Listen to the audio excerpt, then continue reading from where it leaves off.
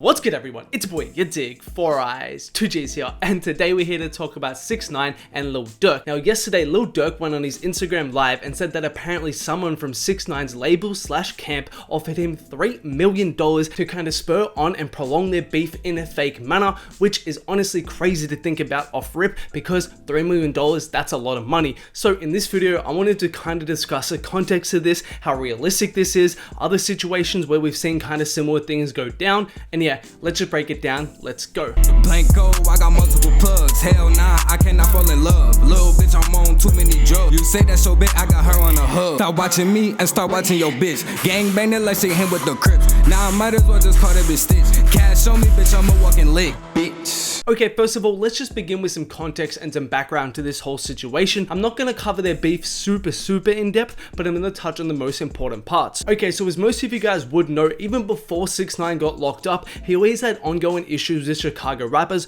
like Chief Keef, etc, etc. But from what I'm aware, this kind of situation started or kind of came about with the lyric of Lil Durk's from his Drake collaboration Laugh Now Cry Later, with him saying, "I'm in the trenches, relax, can you not play that little boy in the club, because we do not listen to rats." Obviously the mention of rats, considering the whole 6ix9ine situation, led to the internet thinking that he was dissing 6ix9ine, which he kind of denied and said that he wasn't specifically talking about him. Now this situation also involves Lil Reese, who is also another Chicago rapper who is beefing with 6ix9ine at this time. However, that's a whole other situation to get to, and that's a really long story, so I'm just going to focus on Durk in this situation, but the two situations do overlap in this case because they're both from Chicago. Then this leads us into a few days ago where 6ix9ine in a couple Instagram posts kind of trolls these Chicago rappers, saying that he's in Chicago, etc, toying with them, trolling with them like he's always done in the past to kind of get a lot of attention. And as you can see, it was working quite well. 7.4 million views on this one and 8.1 million views on this one. Then this leads us to the situation that directly involves Lil Durk, where as you can see with this caption right here, he actually went to O Block and paid respects to Lil Durk's cousin Nooski, who got killed by gun violence. Of course, given the context of their beef and 6ix9ine's trolling manner, this wasn't exactly him paying his respect as much as straight up disrespecting Lil Durk's dead cousin, and of course Durk wouldn't have taken kindly to this. And it's also very important to mention, as he says in this caption right here, 6ix9ine's new album Tattle Tales is being released on September 4th, which is this Friday. Then we get to this post by Lil Durk right here, where he announces that his new album is releasing on September the 4th, which, as I just said, is the very same date that 6ix9ine's album is releasing.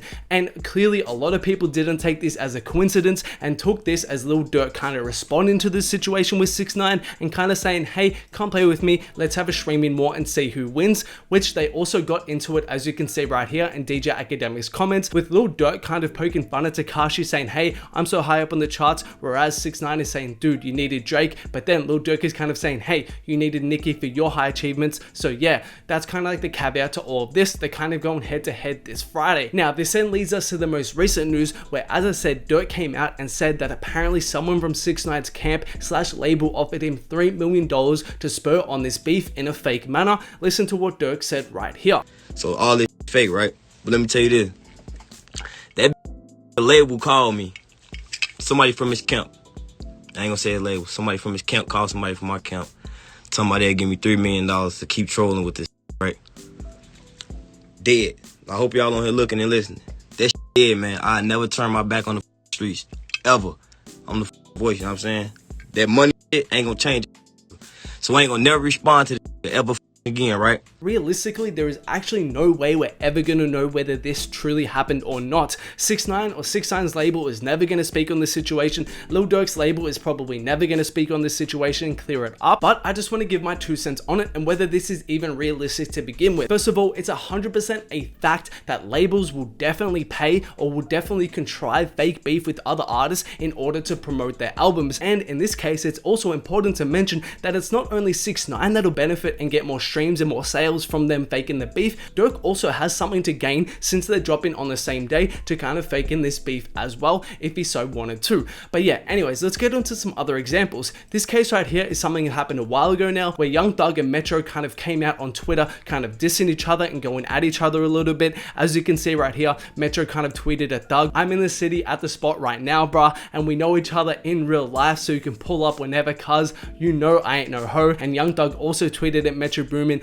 I'ma beat the ish out of you. And I remember at the time when this happened, the internet was going crazy because of course Metro and Thug make classics, so everyone was like, what the hell? Then it comes out that all of this back and forth on Twitter and all of this commotion, etc., was just promotion for their new single Hercules, which is an amazing song and something I still play to this day. So yeah, that's one case where rappers kind of fake beef for promotion. Then there was another case with Lil Pump and Smoke Perp where they kind of got into it, as it says right here, over who wrote Gucci Gang. And as you can see, this was reported by Complex on February the 23rd, and it just so happens that Lil Pump's new album at that time, Harvard Dropout, was released on the 22nd of February. So it became very clear to everyone that this beef was very fake, very fast, because it was over in just about a week and there was basically nothing said about it again. So it was basically just to promote Lil Pump's album. Then on top of this, Joe Budden in this podcast right here, where he kind of talked about Leo Cohen, even came out and said that in his experience, he has seen labels fake and contrive beef. This is what he had to say. They signed a lot of niggas that wild out. Me, X, Keith Murray, fucking, I can name a bunch. But they didn't. Now, I've seen them say, yo, go fake a relationship. I've seen them say, you know, I've seen some of the fake fuck shit that niggas, I've seen them say fake some beef. So I kind of say all that to say it's definitely not a crazy idea to think that 6ix9ine's label in this situation would actually offer Durk some money in order to fake their beef, especially in this case considering that 6ix9ine has a lot on the line with his first week album sales. And if the difference between him flopping and kind of looking like a joke to everyone compared to him having amazing first week sales and being looked at as a huge success is giving Durk some money, they're probably willing to spend that. Plus on top of this, the proof is in the pudding when you look at the type of engagement that this beef has already given 6ix9ine on his Instagram. Some of these plays are ridiculous. For the Chicago ones, there's 8 million views and then another 7 million views. For the Reese one, there's 16 million views, and then for the Durk one, there's nearly 8 million views. So clearly the label in this situation, if it is true, kind of recognizes the power of this beef and realizes that if they just give Durk some money and he's able to spur on the beef, maybe he comes out and disses 6ix9ine on his Instagram or his Instagram live or whatever, all of a sudden 6ix9ine has another week to 2 weeks of content basically exactly like this, getting millions upon millions of plays. Then that leads them perfectly into the album rollout next week, and he'll probably have fake beef content all throughout that week as well, which undoubtedly will help boost up the streams and boost up the numbers because it all kind of leads into the music. So yeah, it's kind of a crazy situation to think of, and as I said, there is 100% no way we're ever gonna find out if this even happened or not, and whether Durk actually got approached in this case, because there is no way the labels are going to come out and say one way or another. However, as I've explained in this video, labels 100% do fake beefs in order to promote their artists, and especially around album rollout time, with how much media exposure that beefs get and how much it really gets fans talking, beefs, especially for bigger artists on this scale, can definitely impact first week sales and streams. But yeah, let me know in the comments below, do you think Durk did actually get offered this money in order to promote the fake beef and kind of go along with it, or do you think Durk is capping and no offer was made? Let me know in the comments. Also, before we finish this video, guys, I want to give a couple quick shout outs from the Instagram. Big shout outs to Charlie C __ and also 301.AdamA for following me over on my IG. Much appreciated, you two. If you guys don't follow your boy, man, @yadiiiigg, make sure to go follow your boy, go show me some love over there. Also, you can see my merch pieces I have available on my big cartel on screen right now. Link in the description if you guys want to check it out. But that's all from me today, guys. Thanks a lot for watching. If you haven't, make sure that like, subscribe, comment, turn on notifications, all that good YouTube stuff, and there are more videos of mine on screen right now. Make sure to check them out if you haven't.